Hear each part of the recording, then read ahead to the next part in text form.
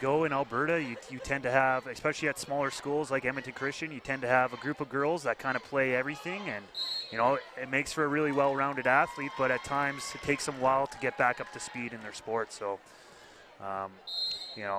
it's going to take them a little bit to get their feet under them, but they look like they definitely have some talent on that side of the ball. They've got the athleticism, they've got what looks to be the talent, and they've got a pretty big athletic lineup. So I do see them being quite a strong team this year, but we'll see what happens. Charna Gudzulic with the open deep two, and it's good. Great shot by the lanky, tall Serbian grade 11 student here for the Thunderbirds. It's amazing, Alex. We do have another Serbian player here on the boys' side of the senior Thunderbirds boys basketball team. And again, you see that a lot with these Serbian athletes. Very tall, very lanky, and very skilled offensively. Yes, it's, it probably goes to some of their professional idols that they see playing in the NBA. Vlade Divac, Peja Stojakovic. Yes, there's a number of great athletes coming out of Serbia when Serbia when it comes to basketball. But really nice to see as number 7, Ava Weeb, picking up a free throw here. First one is good. 26-49. The Lady Thunderbirds with a demanding lead. And it looks like we have a timeout here called by the Thunderbirds.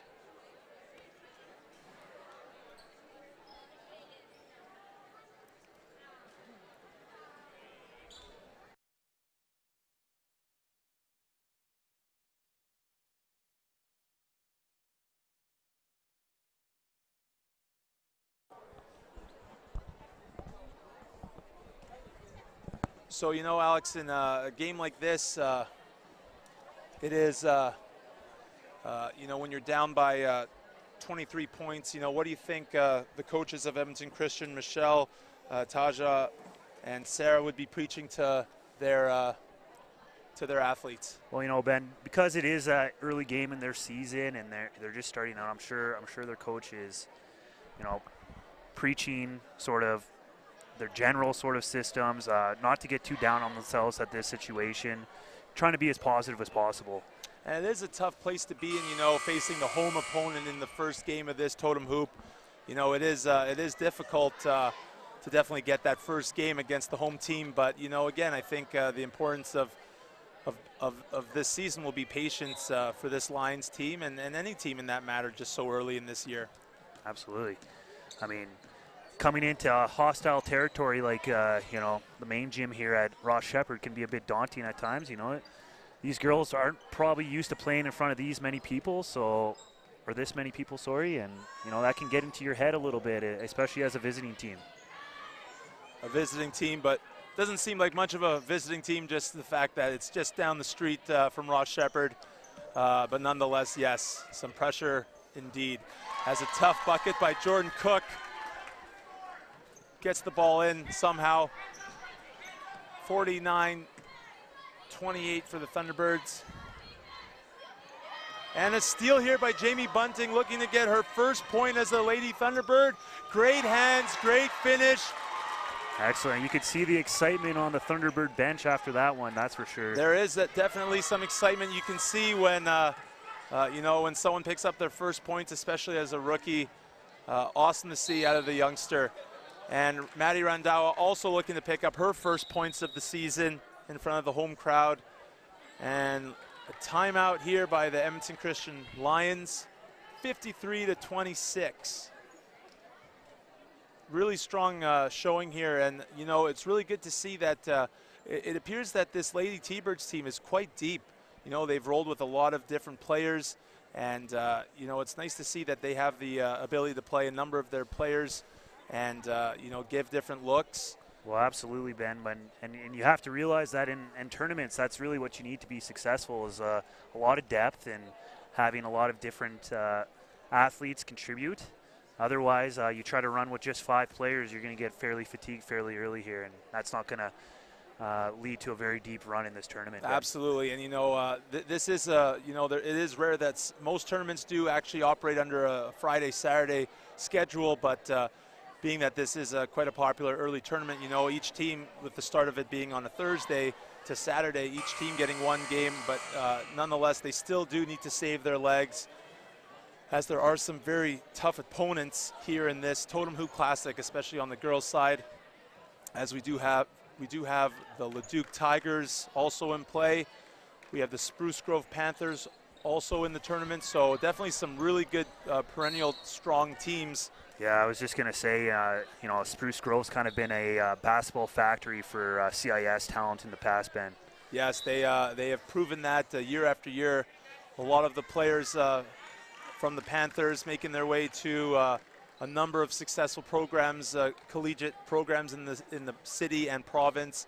A lot with the Pandas at U of A with Scott Edwards, and at McEwen, where it happens to be a place where you actually also train. Do you do some work with any of the athletes, Alex, at McEwen? Well, actually, Ben, I don't currently work with any athletes at McEwen, but I did work with the U of A Pandas when I was at the U of A, and got to know Scott fairly well. And a number of the girls that are, you know, on the team now were actually junior Panda athletes when I was at the university. So, you know, a girl who kind of terrorized this tournament in the past, Jenna Harp, from the Spruce Grove Comp. Yep. She's quite a player for the Pandas this year, as I think a second year now, but I got to work with her a bunch, and it was a really rewarding experience for me. Yeah, and no doubt. And I'm just wondering, Alex, you know, when it comes to you and working with the athletes, is it you who develops the program, or does a lot of input come from the coaches with the schools you work with, especially you know, being with the athletes and the coaches maybe wanting specific demands? Julia Brander picks up a very high use of the backboard. It gets 2 points, 55-28.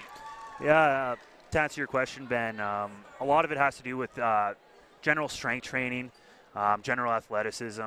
Typically, I kind of am of the attitude that we don't do specific things to make you better at your sport. We just give you the skills and the strength to be able to perform your sport better. So a lot of these kids are pretty fortunate to have good sport coaches to teach their fundamentals, and if I can get them stronger and more explosive, then they're able to do those tasks a little bit easier on the court. So that's kind of the idea. And of course, injury prevention is a main thing.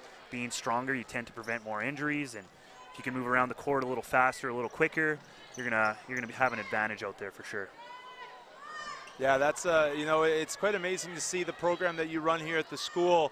You know, we're definitely very lucky to have you work with our athletes, and even our teachers here at the school, as I'm lucky enough to, you know, when given the opportunity with the lack of time right now in my life. But, you know, it's really nice to see. You know, I definitely feel the results, and you've done a fantastic job training these students here at the school. And they're not just athletes, Alex. You know, a lot of these students that you have part of the sports performance program is, you know, we have a number of different athletes and kids that aren't really involved in school sports. Well, yeah, Ben, obviously the benefits of you know, fitness or getting stronger can extend into your academic life as well. You know, there's a strong link between exercise and being, I guess, having a happier morale and being more cognitively able to focus on tasks. So, you know, the fact that we have this program at the school is very, very valuable for other things other than just athletics. You got that right, as Jordan Cook picks up the tough layup to go, 57-29. Thunderbirds remain on top of this one.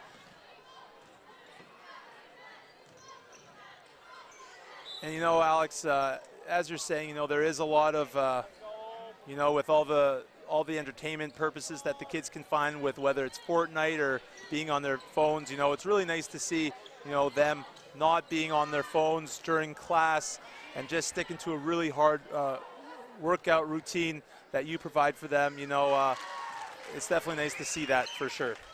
Yeah, absolutely. You know, of course, one of the rules that we've been loosely enforcing, I should say, is you know, when you're in the weight room, of course, no phones.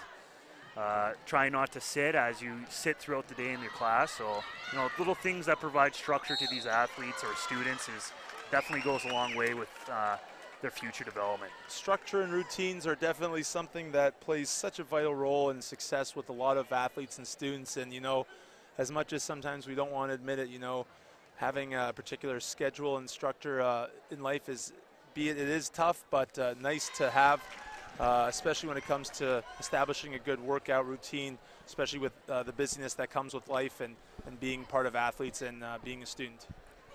Absolutely, and a lot of these athletes on the Thunderbirds here are very disciplined in the weight room, and get their program done very quickly and efficiently. So that type of focus can definitely translate itself, obviously on the court, but also within their studies as well. So well job to them. Well job indeed. As Charna Gudzulich thinks that the ball goes out of bounds, but while receiving a high five by Maddie Randawa, drags her back into the play. T-Birds remain with the possession. Julia Brander with the shot. It looks, the line looked good, in and out. Rebound to the Lions, pushing up the pace. Got to be happy to take that look, though, if you're Coach Kerr. The one thing I've definitely seen from the Lions here, or by the Thunderbirds, is not a lot of forced shots. Some really good decision making by the girls, as Julia Brander with a really tough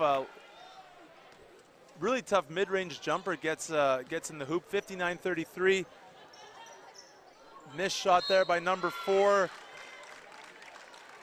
Mary Thiessen, but number 20, Annika Gulliam, going to the line.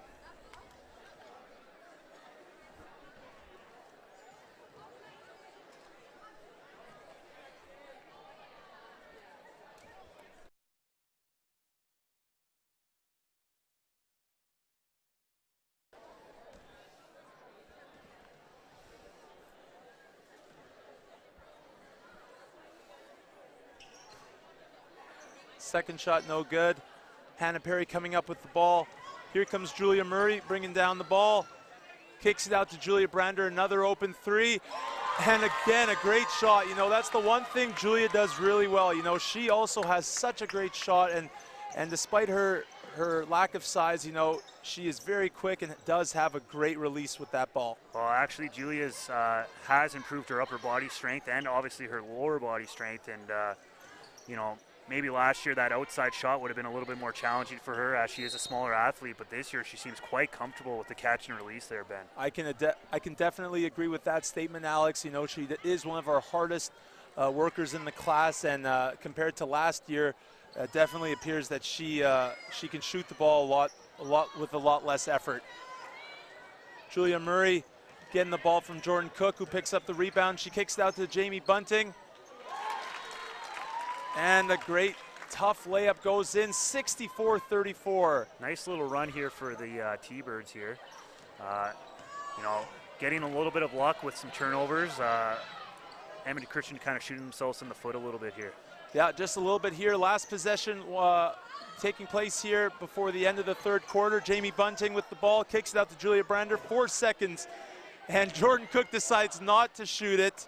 A little bit of an interesting one there. I know it doesn't appear that the Thunderbirds are running up the score at all, but nonetheless, decides not to take a shot there. To me, Ben, it looked like at that point Jordan Cook was a little bit out of gas, and perhaps she just wanted the quarter to end and to reset things. There was a lot of fast breaks going on there, so something and a luxury that the Thunderbirds can afford to have, being that they are up by 30 points here as we get set for the fourth quarter to come underway.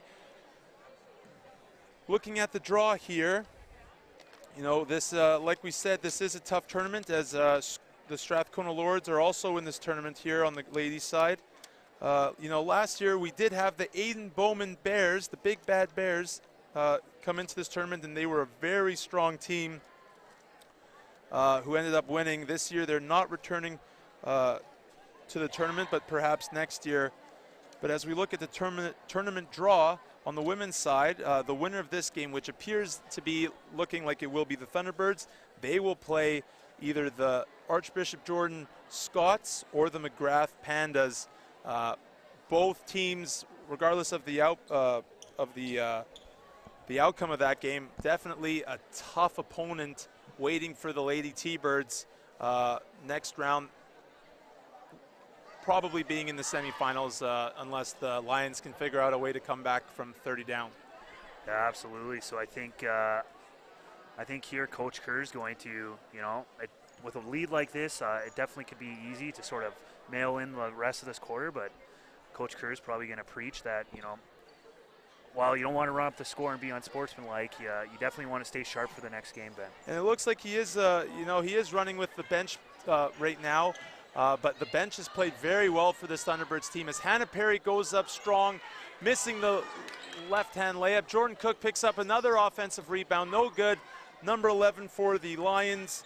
Anna Braun picks up the ball as she brings it up down to the other end.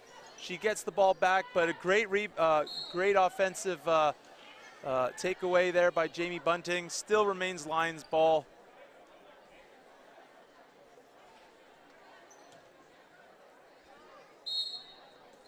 We're getting a bit of a class change here, so the gym will empty as these kids have to go back to their home rooms or their classes, and then you will see the crowd fill up again here. And an exciting one up next here as the Sheppard Thunderbirds boys team make their first appearance, first game of the year. They look to be taking on the hometown J. Percy Page. Yeah, definitely a little bit of a younger looking squad this year on the boys side. But I've been told they've been working very hard in practice, and it should be entertaining to see how they do this afternoon, Ben. Yeah, and like I said, being that it is their first game, speaking of, not having the, you're getting your feet in the rhythm, it'll be interesting to see how the boys team does. Jordan Cook with the great press break there, showing not much of a press, but nonetheless they run a great transition and a quick bucket for the Lady Birds, 66-34. Oh, going off the glass is number 5, J.C. Day. The second three-pointer by the Lions going off the glass. Turnover by number 13, Jamie Bunting, as number 6, Jordan Vader, bringing up the ball for the Lions, kicks it out to number 4, back Mary Thiessen. She has the ball, looking to number 5, J.C. Day. Tough three shot, no good.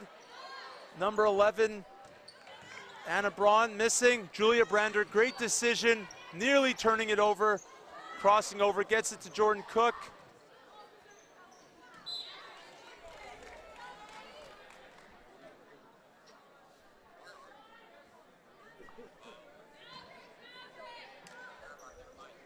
Here comes Hannah Perry, looking to him on the ball. She gets it into Julia Brander.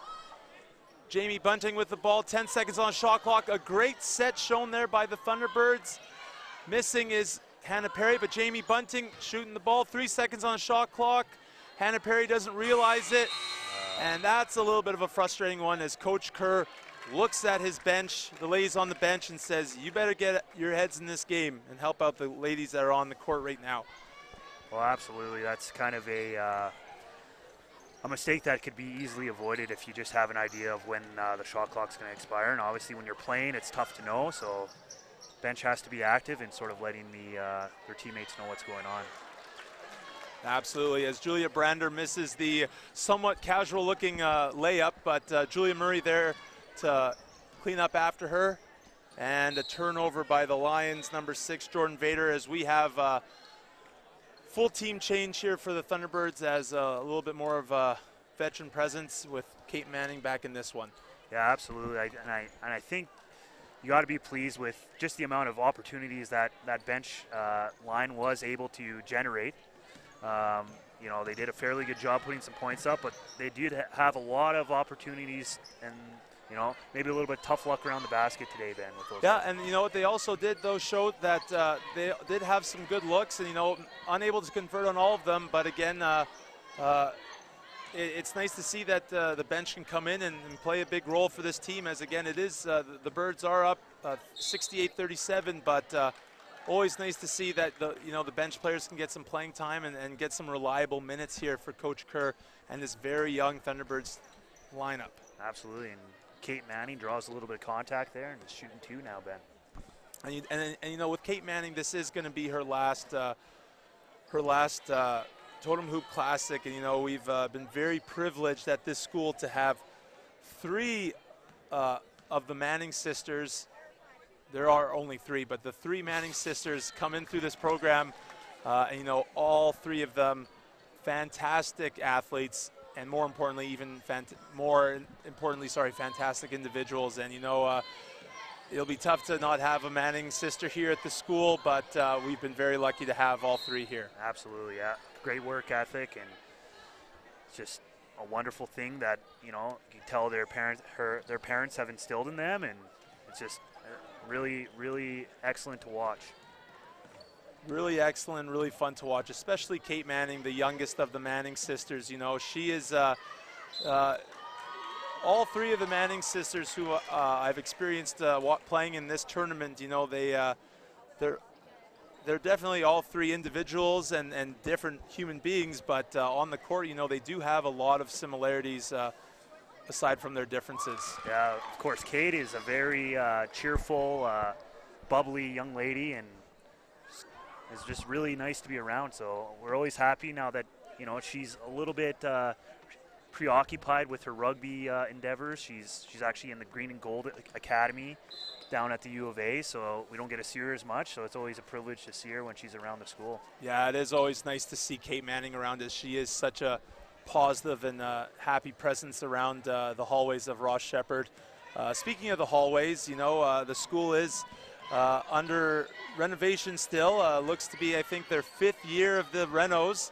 Obviously taking some time to complete the school and modernize it, but nonetheless, you know, the finished product is probably less than a year away, and quite fancy nonetheless, and especially with you, Alex, with your sports performance program, an amazing facility here at the school. Do you want to talk a little bit about what we have here at the fitness center now at Ross Sheppard? Yeah, we're really, really lucky to have probably one of the best strength and conditioning facilities, definitely in Western Canada, if not in Canada. And I'm not just talking about in a high school, I'm talking about just in general. So we're lucky to have 15 Olympic lifting platforms, 15 racks, you know, roughly 20 spin bikes, full dumbbell set, and you know, I think we've really committed to doing things right here at the school in terms of making these renovations something that's going to be sustainable for our development as a school in the future. And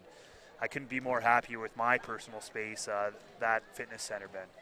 I couldn't agree with you more, Alex. I mean, the kids are so lucky to have such an amazing facility, and even more, I mean, I know you're quite a humble guy, but I will say, like I said before, that, you know, you have done an amazing job here at the school with transforming our sports performance program. And, you know, you've had a lot of students who, in particular, are focusing on weightlifting. You know, we've had some students that were, you know, football players, and some that are cheerleaders, but they've really taken a liking to weightlifting. Do you want to talk about those particular students?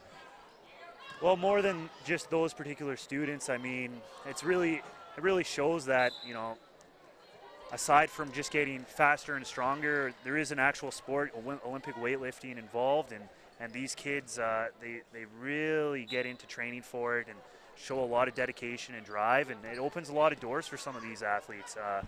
Actually, an alumni of the Thunderbirds basketball program, Don Wilson, who graduated, I think, roughly 2 years ago, is now actually on a Canadian national development team for bobsled. And of course, she was really active in sports performance, and as well as competed in our weightlifting competition. And you know, that sort of general athleticism really transferred over for her bobsledding career, which is a very tough sport to get into. You have to be fairly explosive and fairly athletic to be able to push a bobsled well. So, of course, everyone who knows Dawn knows she fits right in with that sport, as she used to kind of blaze down these courts in the Totem Hoop Classic then. And not only down the courts of the gymnasium here at Ross Sheppard, but also an amazing athlete when it comes to rugby at the school, which Dawn did happen to play, I believe, for 1 year, her grade 12 season, and ended up getting a lot of attention for a potential post-secondary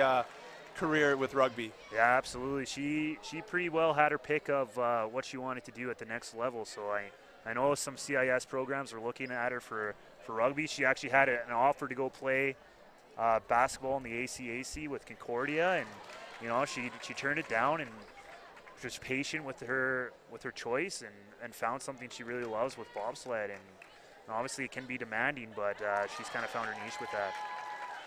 She sure has, Alex, and you know, we wish Dawn all the best, and you know, we're fortunate to have so many amazing, fantastic athletes that come to this school, and you know, with the help of you, you know, obviously there comes a lot of hard work into doing that, but you know, it's great what you've done with athletes such as Dawn, and we'll have more continued success as the school transitions into the new phase of this modernization that will be finishing soon here at the school. As Kate Manning with a really nice crossover move, 73-40. Thunderbirds remain on top. 4.5 minutes left in this one.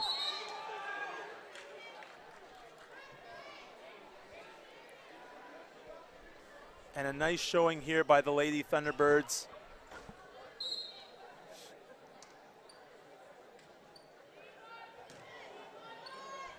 Number 22, Erica Pinga with the miss. Ball kicked out to Annika Bosch, who's had a very strong performance here, and her first totem hoop. First of hopefully many. Of course, Annika Bosch is quite an accomplished track athlete. I know she is in a club, and she does participate in track and field. So again, that general athleticism kind of helps her out here. Yeah, that does. It does help. You know, it's amazing how that. You know, the transition. That, you know, there's not a lot of different with the running. I mean, she can definitely find some ways of finding ways to do some good things on the basketball court. But yeah, but again, the positive ability of having and being a multi-sport athlete is quite amazing, and it really shows with players like Annika. Yeah, and obviously we've been, you know, sort of stressing that importance at this school over the past few years of, you know, playing more than one sport, especially at this age. There's just so much research and I guess knowledge that, you know, in the overarching scheme of things, to be good at more than one sport just provides so many other opportunities, and you learn so many more fundamental skills to make you ultimately a better athlete, Ben.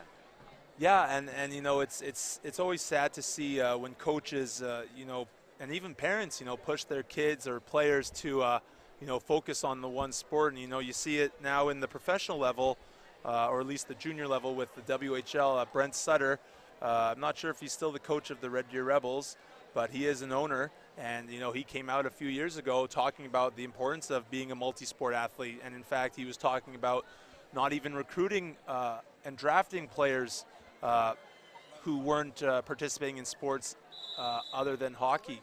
And, you know, it's something that I think should be preached by all parents and coaches at every level. And, you know, but the one thing that can be said with that, Alex, and I'd like to hear your opinion, is at what time do you think it would be positive for these players? You know, at some point of their athletic careers, they do have to maybe consider focusing on one sport. Do you think there's a correct answer or time as to when they should start focusing on that?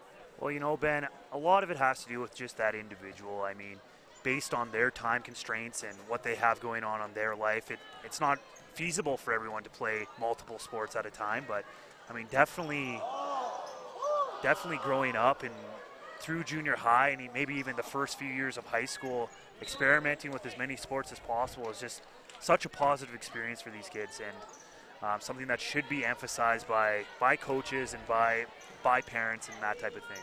And, you know, like especially when you get to the high school level, I mean, there's so many different opportunities to participate in different sports. I mean, so many times, you know, you'll be a rugby coach at the school, and you'll just walk down the hallways and see what appears to be a good, strong athlete, and you'll say, hey, come out, play rugby or handball. And, you know, these are sports that these kids have not yet experienced or played yet, and, you know, they're able to find success, like we talked about earlier with Dawn, you know, former alumni. So it's pretty cool to see that. Yeah, absolutely. And again, that just goes to show that a lot of these activities tend to complement each other. Like a lot of the skills you learn in various sports definitely transfer over to other sports. So, you know, your hand-eye coordination in basketball would definitely transfer over to handball, and you know, your ability to sort of evade defensive schemes in basketball and invade, you know, the opposition for rugby is something that comes into handy. And obviously weightlifting is a sport that I'm quite passionate about, and what I base around our sports performance program around. And you know, the general strength, power, and athleticism you get from that sport definitely transfers over to pretty well any sport at the school, Ben. Well, you know what, speaking of weightlifting, I mean, the Weightlifting Federation of Alberta, if that's what it's called, you know, they're very lucky to have people like you that are really pushing the sport. As you know, there is, it's obvious to see that the sport is growing in popularity. As recently, a couple weeks ago, Sheppard did hold the provincial weightlifting competition. Yeah, we hosted junior provincials, and we actually had 3 of our athletes, well, tentatively qualify for junior nationals. So pretty exciting times as the sport's starting to really grow here. 76-42, Thunderbirds remain on top with 2 minutes left to go in this one, as Jordan Cook turns over the ball, attempting to see Julia Murray.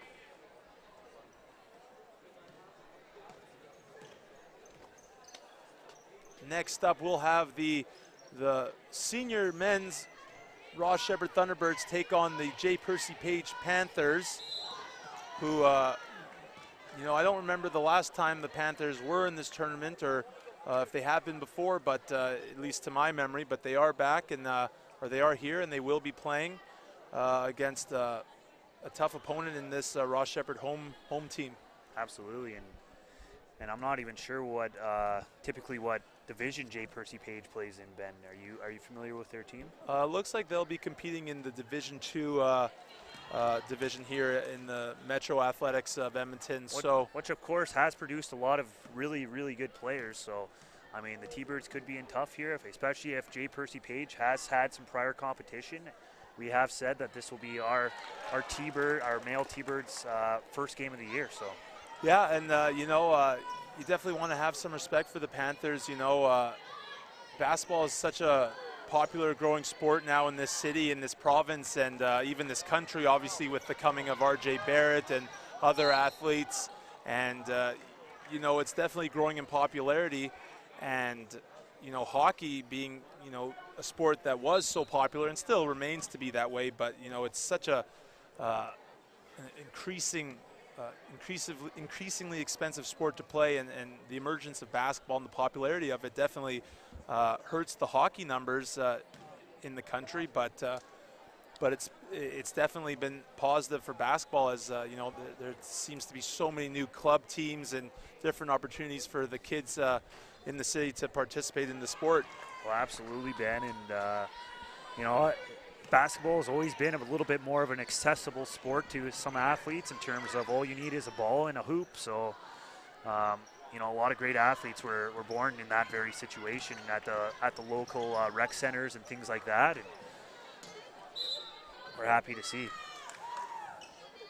Yeah, you got that right. And, you know, the level of coaching definitely varies, you know, within the community of basketball. But, you know, it's amazing seeing some of these athletes. You know, I am the junior varsity coach here at the school, and, you know, you see a bunch of athletes that we get, and, you know, their abilities on the court are absolutely amazing just with their athleticism. But these athletes, you know, who are playing on the team and the many teams here, you know, they learn by watching. You know, they watch YouTube and they see the highlights of, you know, such NBA stars as LeBron James, Kobe Bryant, you know, the list goes on, and they end up replicating, you know, the moves that they make, as Jamie Bunting, another nice layup there for the grade 10 rookie. You know, it's amazing, and they don't really understand why they do these moves or the importance of the fundamentals, but nonetheless, they are able to do it. As Hannah Perry drives in, picks up the foul. Excellent, fearless play there by Hannah Perry to go up strong and draw a little bit of contact, Ben. And I wouldn't expect anything less coming out of the grade 11 player here for the Thunderbirds, as she's going to shoot her way to 2 free throws. And I got to tell you, Ben, Hannah Perry is definitely comes across, the way she runs over hurdles, she definitely seems quite fearless in attacking things. So she, especially in the weight room, you know, to get under some of the weight she gets under and with the intensity she brings sometimes. So she's a very intense, I guess, non-timid athlete out there. Yeah, it's really, you know, it's always amazing to see these hurdlers, especially one like Hannah, you know, when watching her partake in her event, you know, it's amazing to see the comfort level and her ability, you know, and you know, some people might see her on the basketball court and think that, you know, she's kind of one of those garbage players for the team, you know, quite the rebounder, just a tough player that's going to go hard to the hoop, but you know, her main sport is hurdles, and she is an amazing athlete to watch.